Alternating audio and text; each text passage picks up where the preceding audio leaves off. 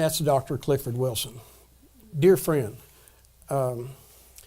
he and his wife, both PhDs, multiple PhDs each one, highly, highly educated.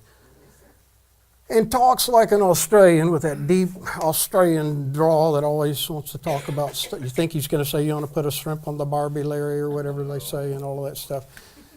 I can hear his voice resonating in here now. He was a dear and genuine friend, for sure.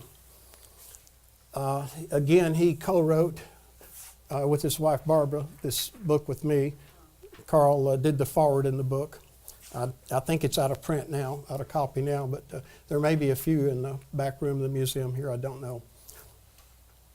Here's the time frame, and I'll just show you. 2 Kings, if you want to read about this account, roughly chapter 3, we'll put you into it.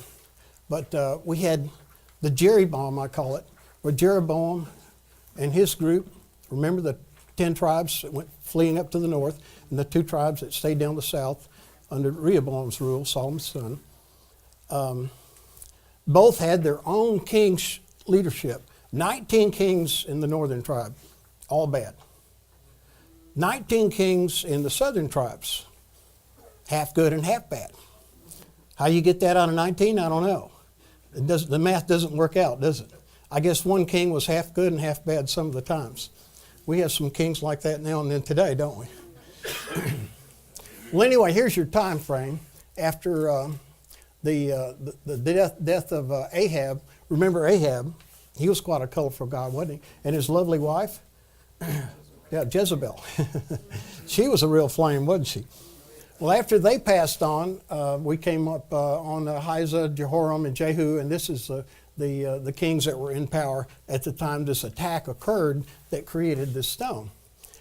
And there is a good representation of what they wound up with when they recreated it first. In other words, the first stone wasn't actually full-bodied. You see, they created pretty much a slab, and then they worked on filling it out to make it look like what we have here today as well. You see the purpose in the stone. A lot of people ask me, why did he make the stone? Well, he was attempting to crow about a victory over Israel. And according to his writings, we'll read some of the writings here in a second, he claims that he totally defeated Israel permanently. Tore down the temple, took the temple artifacts, sacrificed them before his God, another image of the stone. And he went away totally victorious. Well, if you read the Bible, 2 Kings chapter 3, it has a totally different idea on who won the battle. But he wanted the people under his kingship to think he had won, right? So he had this stone printed, if you will, with his victory. What do we call that today? Fake news. It's not the first thing that happened in 2016. This has been around a long time. We have had this sort of thing going on. Chuck Missler, y'all know Chuck? Oh, yeah. Heard of him? Chuck commented, he was in Cairo back after 1973, I think it was, when they had the Yom Kippur War. And he said there's plaques all over the town commemorating the Egyptian victory over the Israelis. Now, if you know your history, that didn't turn out that way. But they still wanted to crow about it, and that's exactly what happened here. It's in the human genome, apparently. It's not something specific to Moabites. I have added a footnote here. It was on the northeast corner of the writing room.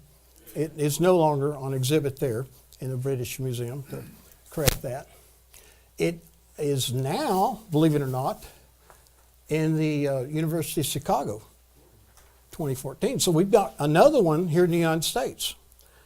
And I don't guess that's a problem. More evidence, more copies, that's okay.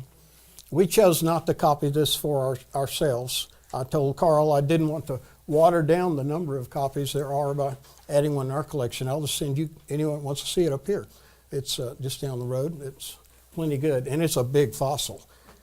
You need some space to display it. You can see I talk about the fleshing out of it, the filling out of it, the body on the back.